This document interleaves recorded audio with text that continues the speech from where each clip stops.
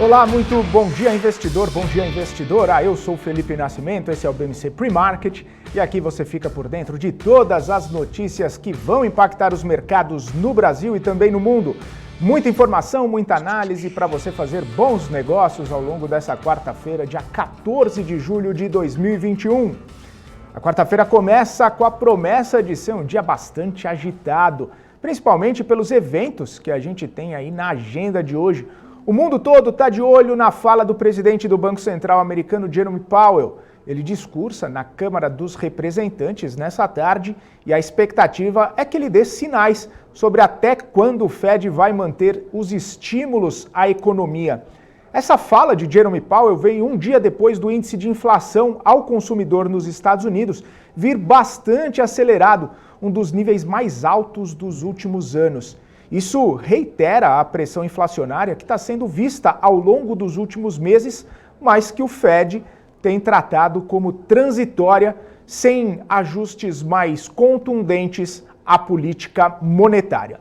Ainda nos Estados Unidos, hoje é dia da divulgação do livro bege, do índice de preços ao produtor, além dos resultados de grandes bancos como Wells Fargo, Citigroup e também o Bank of America vão divulgar os seus resultados operacionais. Por aqui, o mercado segue reagindo à apresentação da proposta da reforma tributária, apresentada pelo relator Celso Sabino na Câmara dos Deputados ontem. Os pontos-chave dessa proposta são os seguintes: redução no imposto de renda para a pessoa jurídica de 15% para 2,5% até o ano de 2023, fim da dedutibilidade do juro sobre capital próprio, tributação de 20% sobre lucros e dividendos, e também a continuidade da isenção dos impostos sobre os aluguéis dos fundos imobiliários. A proposta deve seguir para discussão na Câmara e, se houver convergência, ser votada no começo do mês de agosto. A conjunção dessa proposta, também dos bons números da economia divulgados ontem, acabou puxando a bolsa para cima. Vamos dar uma olhadinha como fechou o Ibov ontem, né? Nessa terça-feira, o Ibov fechando em alta aí de 0,45% aos 128.168 pontos. Vamos dar uma olhadinha aqui se a gente tem o gráfico. Hypera subindo 6,36% depois de ter anunciado aí a compra de uma empresa que fabrica mais de 12 medicamentos. Também tivemos Hering subindo 5,56%, a JHSF, que divulgou alguns números da prévia operacional, vindo bastante forte também, Multiplan subindo 2,85%. Entre as maiores baixas, a gente vê ali o movimento de Embraer caindo 2,94%, um movimento até considerado natural, depois de segunda-feira ter subido mais de 8% a Embraer, após fechar ali aquele contrato para entrega de cerca de 80 jatos, um valor ali de 6 bilhões de dólares. A gente teve queda também de Semig, Banco Inter e Equatorial caindo 1,82% no pregão de ontem, que fechou naquele patamar positivo. Vamos agora então falar com o Marcos Saravalho, ele traz o tom do mercado nessa quarta-feira. Qual sua visão para o dia de hoje, Marco? Quais são suas projeções? Bom dia. Felipe. Bom dia a todos acompanhando aqui as bolsas internacionais, com destaque aos futuros norte-americanos, que sinalizam um leve tom positivo para essa quarta-feira, sem grandes oscilações, mas com um viés de alta, né? Podemos inclusive ter por aqui no nosso Ibovespa, muito em breve, também a gente superando a nossa marca recorde do Ibovespa. Lá fora, o mercado continua repercutindo aí a inflação, né, que continua trazendo certo incômodo, algumas preocupações no curto prazo. Hoje o presidente do Banco Central americano deve discursar e também comentar os próximos passos ou sinalizações, os próximos passos da política monetária, mas por outro lado a gente tem a temporada de balanço que tem vindo muito boa, positiva, e hoje a gente tem importantes indicadores aí corporativos, né? Vários balanços importantes sendo divulgados nesta quarta-feira, né? Por aqui a gente tem alguns indicadores de atividade. e também boas sinalizações aí nos próximos passos da reforma tributária, tá? Lembrando também que algumas empresas aí fazendo IPO, algumas iniciando o primeiro dia de negociação e também algumas ofertas adicionais, tá? Principalmente para aquelas empresas que já têm ações listadas, né, listando aí subsidiários, fazendo cisões, como um exemplo aqui da própria Grupo Cosan, né, com a possibilidade de fazer o IPO aí da Raízen, é uma oferta exclusivamente da Raízen, que detém aí grande parte dos ativos focados em distribuição de combustíveis, tá bom?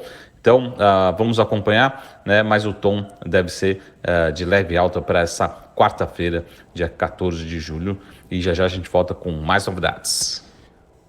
Vamos dar uma olhadinha então como ficaram as bolsas asiáticas. A gente tem toda essa movimentação nas bolsas asiáticas operando em queda, né? Os principais índices lá, a China, o índice Xangai fechando em queda de 1,07%, em Tóquio caiu 0,38% e o índice lá em Hong Kong, Hang Seng, fechando em queda aí de 0,63%. E à noite os investidores ficam de olho na divulgação do PIB lá na China e se a economia do país vai mesmo desacelerar. Os números podem impactar nos mercados, a gente fica monitorando, assim que saírem os dados a gente já fica de olho aqui e repercute também o que pode acontecer no mercado no Brasil, no mundo, enfim, a gente sabendo ali da aceleração ou desaceleração da economia chinesa acaba impactando bastante nas empresas que fazem algum tipo de negociação bilateral com o país asiático. Na Europa, os investidores ficam de olho nos números divulgados agora cedo. A produção industrial na zona do euro caiu 1% em maio em relação ao mês de abril. O consenso era uma queda de 0,1%, ou seja, os resultados vieram bem abaixo do esperado. E a produção industrial subiu 20,5%, mas a projeção era de uma elevação de 22,4%, ou seja, também abaixo do esperado. E as bolsas por lá, claro, acabam reagindo a esses números mais fracos da economia. Vamos dar uma olhadinha como é que estão as bolsas lá na Europa nesse momento. O índice Euro Stoxx caindo 0,07%, praticamente no 0 a 0. CAC na França caindo 0,2%, FTSE no Reino Unido caindo 0,45% e DAX na Alemanha caindo 0,14%. Eu tenho também as informações das bolsas nos Estados Unidos, os índices futuros lá nos Estados Unidos, Nasdaq está subindo 0,47%, o S&P subindo 0,17% e Dow Jones subindo 0,07%. Esses são os índices nos Estados Unidos, todos nos patamares positivos. Já na Europa, todos nos patamares negativos. E eu quero chamar o Marcos Saravalho novamente aqui para trazer o gráfico do dia, né, com um panorama dos setores que estão sendo mais procurados aí pelos investidores nesses últimos tempos. Conta para a gente, Marco. Aqui no nosso gráfico do dia, realizado aqui pelo Bank of America, mostra que as pessoas, os investidores, têm aumentado suas exposições em ativos mais ligados ao real estate, né, a construção civil, e ativos também do setor imobiliário e também ao setor de tecnologia recentemente, tá? E também na ponta oposta podemos ver talvez uma parte das justificativas do porquê alguns países, assim como o Brasil, têm apresentado desempenho pior do que os principais índices, principalmente americanos, né? Tem havido uma redução das exposições por parte de alguns investidores em países emergentes como um todo, tá bom? Então, a gente está vendo esse movimento global e pode justificar tanto o desempenho de tecnologia no curto prazo, como também o desempenho abaixo aí da média nos principais mercados emergentes, assim como no Brasil, tá bom? Então esse foi o nosso gráfico do dia. Tenham a todos um ótimo dia e a gente se vê em breve. Até mais. Tchau! Vamos então agora aos destaques corporativos. A Arezzo anunciou agora cedo que comprou a marca My Shoes para vender sapatos pelo Mercado Livre. As coleções da marca vão ser distribuídas apenas pela plataforma de e-commerce e o valor pago na operação não foi revelado. O Grupo Mateus inaugurou 4 lojas no mês de junho nos estados do Maranhão e também no Pará. A empresa disse que, ainda em comunicado, que fechou o mês de junho com 182 lojas em operação, sendo 56 de varejo, 38 lojas de atacarejo e 88 lojas de eletro. A ação da rede de academias Smart Fit estreia hoje na B3. A empresa concluiu na segunda-feira o seu IPO, que movimentou aí 2,3 bilhões de reais. Esse valor movimentado vai para o caixa da empresa e também vai financiar basicamente a expansão da rede. A PetroRio assinou contrato com a Ocean Drilling, a contratação de uma sonda para o início da campanha de revitalização do campo de Frade e também para o desenvolvimento do campo de Wahoo. O contrato passa a valer agora em março de 2022. E a Raízen anunciou oferta pública de distribuição primária de pelo menos 810 milhões de ações. A empresa estima que o preço de subscrição para cada ação vai estar situado aí na faixa indicativa entre R$ 7,40 e R$ 9,60. O preço por ação vai ser fixado depois da conclusão do procedimento de coletas de intenções de investimento, que termina no próximo dia 3 de agosto, e de acordo com a empresa, o início da negociação das ações na B3 vai começar a ser feito no dia 5 de agosto. Eu tenho uma informação aqui agora que saiu agora há pouco, né? A gente fica na expectativa ali dos dados da economia. O IBCBR, né? O Banco Central divulgou aí o IBCBR, que é considerado uma prévia do PIB brasileiro. Veio aí com queda de 0,43% no mês de maio em relação a abril, feitos já todos os ajustes. O IBCBR tinha uma mediana aí de menos 0,8% até mais 1,05%, e aí, segundo essa pesquisa do Broadcast, entre menos 0,8% e mais 1,05%. Mas o IBCBR veio com uma desaceleração em menos 0,43%. Depois a gente vai, claro, destrinchar um pouco mais essas informações, saber quais os núcleos acabaram puxando mais essa desaceleração, para entender a composição do índice aí e ver também o que isso pode acabar impactando no desenvolvimento da economia brasileira, da atividade por aqui.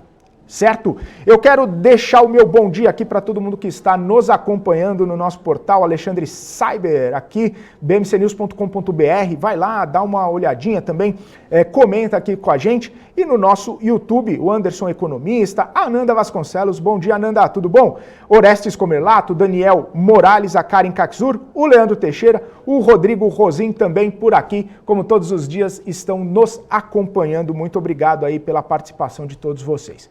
Eu quero chamar agora, então, o Guga Almeida, como todos os dias, está aqui conosco. Ótimo dia para você, Guga, uma boa quarta-feira, bons negócios, tudo em ordem por aí? Tudo jóia, Felipe, bom dia, pessoal. Bom dia. Ô Guga, a gente estava falando nessa questão da reforma tributária que ainda acaba impactando. Ontem teve um peso também interessante para puxar um pouco a bolsa ali, trazendo um pouco mais de ânimo por algumas questões. Era uma proposta ali que estava sendo esperada, né? Desde quando a gente trouxe a informação que o ministro Paulo Guedes fez a apresentação para a Câmara, vários pontos ali acabaram desagradando o mercado e parece que com essa nova proposta aí, alguns pontos foram equacionados ali, né? O mercado talvez possa ficar um pouco menos arisco com essa proposta, né, Guga? Então, Felipe, o ministro Paulo Guedes é um negociador nato, né? Ele sabe como é que funciona a cabeça dos participantes do mercado. Ele tinha que entregar alguma coisa aonde fosse questionado e, de certa forma, o mercado interpretasse que estaria ganhando dele nas negociações. Né? Então, foi uma proposta que ele entregou mais intensa, né, que machucaria de alguma maneira o mercado, cria todo aquele alvoroço em cima da questão da reforma tributária, e aí, né, depois vem um modelo que vem equacionando melhor e todo mundo tem aquela sensação de que sai ganhando. O governo sai ganhando porque consegue, né, levar adiante o tema da reforma tributária, e todos os players do mercado também sentem que estão ganhando porque na mesa eles tiveram ali, de certa forma, um benefício, né? Então, essa questão de incerteza, né, se tu para observar assim de fora e com um pouquinho mais de tranquilidade, tu começa a perceber que, na verdade, dentro desse jogo, que é um jogo, né, o investidor ele não... Muitas vezes ele fica envolvido e deixa as emoções irem além do racional, né? Então não consegue perceber que, na verdade, ali tem um jogo de negociação, um jogo de interesse, um jogo de puxar, olha, quem tem mais poder, quem tem mais força. Né? E eu acho que trazia ali um ambiente de incerteza do que, de fato, vai ser definido no final, né? Mas me parece que essa proposta agora, ela tende a avançar. Tá? Então, vamos ver aí quais serão as cenas dos próximos capítulos, mas eu estou mais confiante. Maravilha. Ô Guga, vamos dar uma olhadinha como que pode ficar a Bolsa hoje, as suas perspectivas aí, porque a gente ainda tem mais coisa para rolar aí. Eu falei que saiu agora há pouco o IBCBR, né, a prévia aí do PIB, um pouco desacelerada. Talvez isso tenha algum tipo de reflexo, talvez isso tenha algum tipo de impacto aí na Bolsa. Queria ver como que está a sua projeção aí, o que você olha no gráfico das perspectivas para hoje. Legal, assim, tem que olhar direitinho os núcleos todos para tentar interpretar, né? Acho que logo depois que sair a notícia, o mercado fica um pouco mais volátil, mas depois a gente tem que ir interpretando ponto a ponto para não tomar uma opinião precipitada. Mas mostrando para vocês aqui o meu gráfico, a minha expectativa para o dia de hoje estavam aqui, traçadas nessas linhas. Ontem eu tinha comentado com vocês que eu tinha uma expectativa positiva, né, que o mercado poderia avançar e ir buscar a região dos 129.500 pontos. Acabou que avançou, não chegou bem nos 129.500 pontos, mas buscou a casa dos 129 mil pontos e foi com um movimento direcional bem intenso. Né? A gente viu aqui todo o movimento, desde o meio-dia e meia até as 4 horas da tarde, bem direcional, mostrando que os players do mercado, os participantes do mercado estavam bem intencionados nas compras, né, num processo de compra. Tá?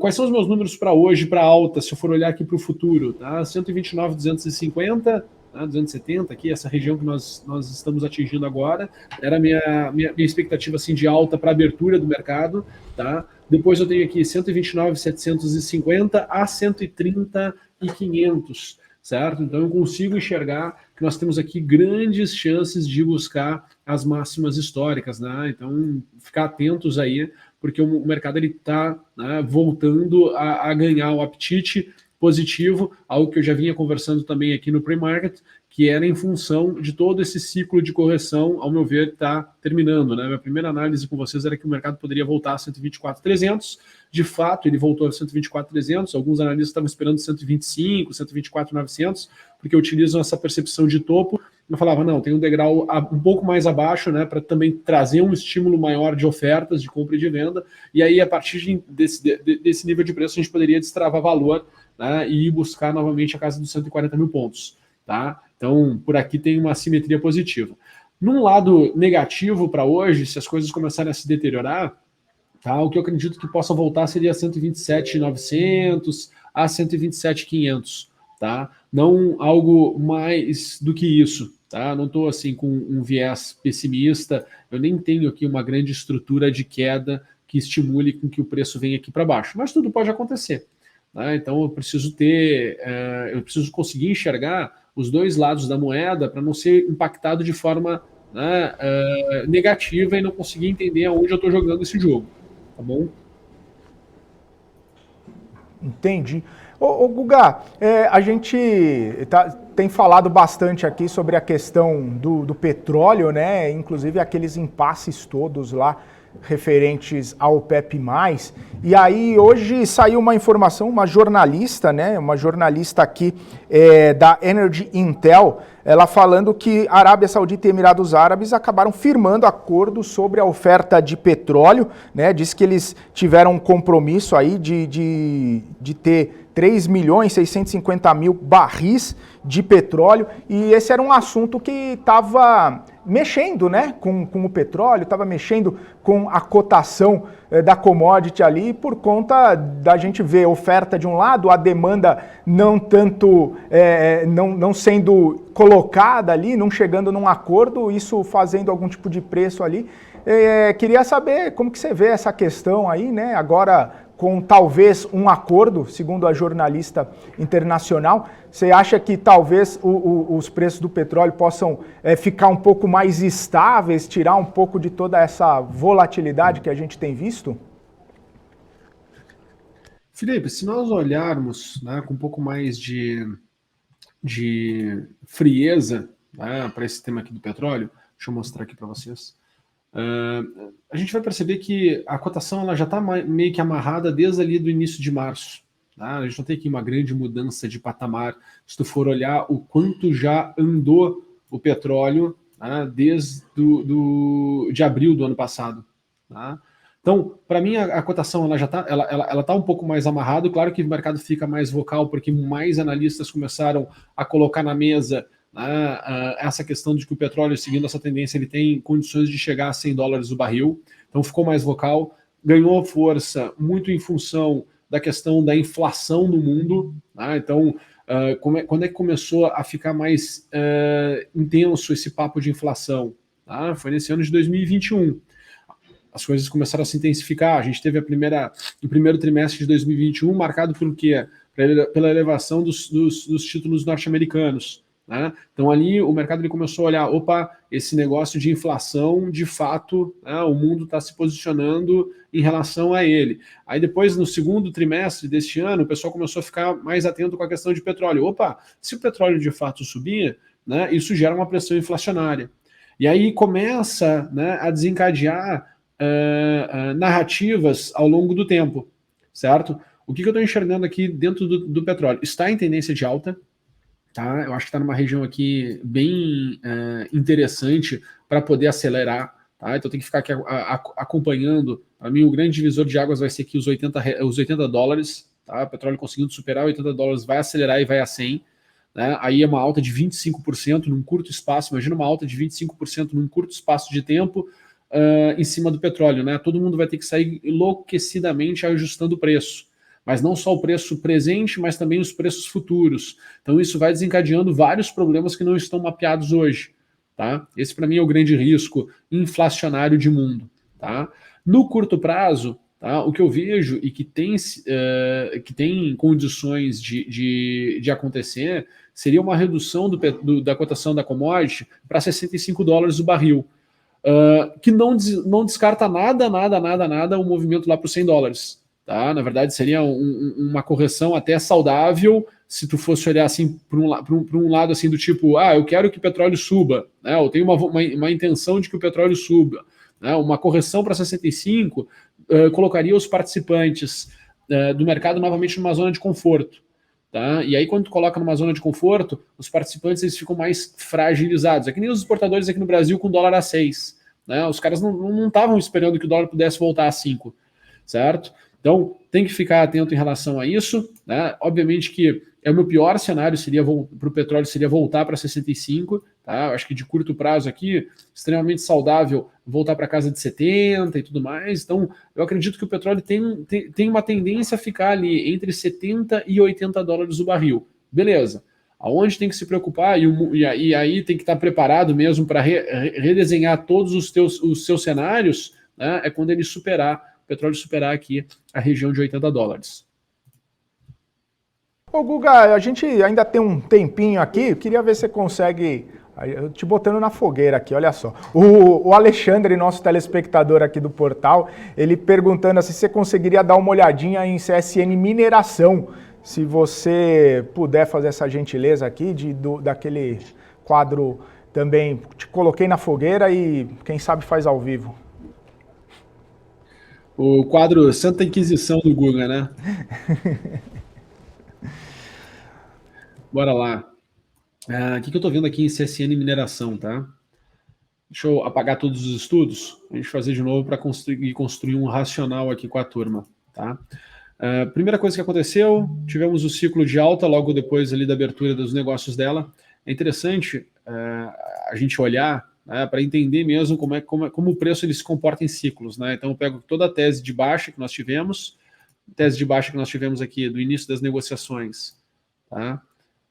Até início das negociações, até o dia 4 de março de 2021. Então, eu utilizo como uma tese para entender a alta. O que o mercado fez? Tá? Fez todo o meu ciclo em W, tá? Movimento de tendência bem direcional, foi lá na região de 1,68, fechou o ciclo. O que aconteceu daí? Entrou num ciclo de baixa, né? Faz o nosso primeiro movimento, realização de lucros, o mercado tenta continuar a tendência não conseguindo, região, né, de buy-off, ou seja, termina o ciclo de alta, e aí sofre a movimentação de correção, obviamente com uma outra natureza de estrutura. Qual foi a natureza de estrutura aqui, que nós tivemos aqui embaixo? Bom, nós tivemos aqui o ponto 38.2, então o mercado ele tinha espaço para corrigir até 1,68 no primeiro nível, segundo nível 78.6. Bateu a 3 pregões atrás, né? Então aqui foi terça-feira, segunda-feira, sexta-feira passada fechou, de fato, toda essa janela aqui de baixo. Então acredito que nós podemos voltar a ter um ciclo de alta. Para onde nós podemos enxergar, né, que esse ciclo de alta possa acontecer? Bom, deixa eu entender aqui o que o mercado fez para cima. Então o mercado ele busca aqui a região de 38.2, certo? E aí eu consigo ter aqui minhas projeções. Quais são as minhas projeções, certo? A projeção 1, voltar para 10,20. Projeção 2, 10,60. Projeção 3, 11,40. E aí um ambiente muito positivo, 12,70. Tá? Não descarto essa possibilidade dos 12,70. Então tá aqui o meu cenário, certo? Tracei, consegui entender que o ciclo de baixa está encerrado, certo? Consigo entender que em nível de preço, né, de certa forma, eu tenho aqui uma condição de estar tudo terminado aqui de baixa e eu tenho aqui opcionalidades, né, de alta. O que são as opcionalidades? São os níveis que o mercado possa, de fato, ir buscar. Então tem uma opcionalidade de alta, o mercado tem muito espaço para poder andar, pouco espaço para poder cair. O que eu vou fazer? Ligar um gatilho operacional. Então, por hora, eu acredito que fechando acima de 9,25, tu tem uma boa oportunidade para comprar, para ir buscar esses patamares de preço. Tá? Eu gosto, tá? Olhando para cá, eu gosto de pelo menos pegar um upside de 20% a 30%, certo? Por quê? Porque 10%, querendo ou não, em renda variável, Felipe, é um percentual baixo, porque a oscilação de curto prazo, né, ela vai ser 3%, 4%, 5%, então não compensa tu buscar um movimento para pegar 10% na renda variável.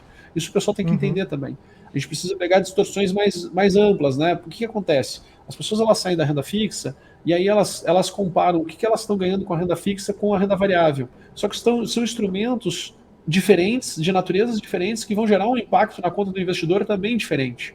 Então, tu tem que olhar para a renda variável com grandes oscilações.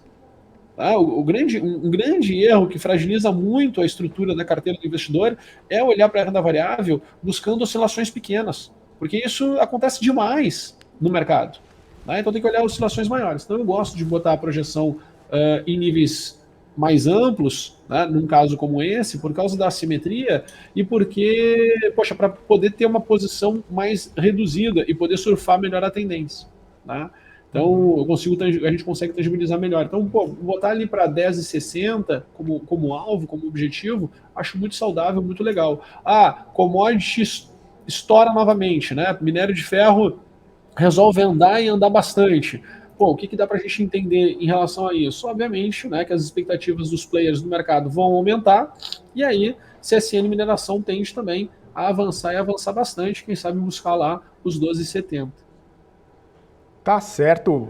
Valeu, Guga. Até o Alexandre tá falando assim, muito obrigado, viu? Maravilha. Ótima aula aqui logo cedo, Guga. Brigadão, viu? Então, ótima quarta-feira aí para você, bons negócios e a gente se vê amanhã novamente, Guga. Um abraço. Valeu. Bom dia para todos. Tchau, tchau.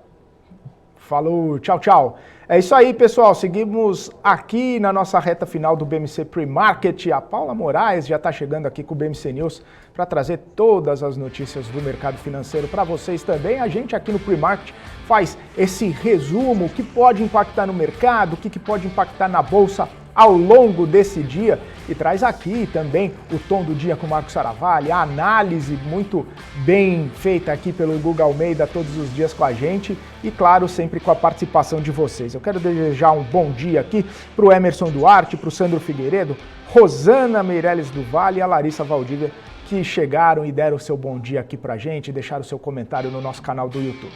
Eu vou ficando por aqui, ótima quarta-feira a todos, bons negócios e a gente se vê amanhã a partir das 9 horas da manhã. Fique agora com a Paula Moraes e o BMC News. Forte abraço, tchau, tchau.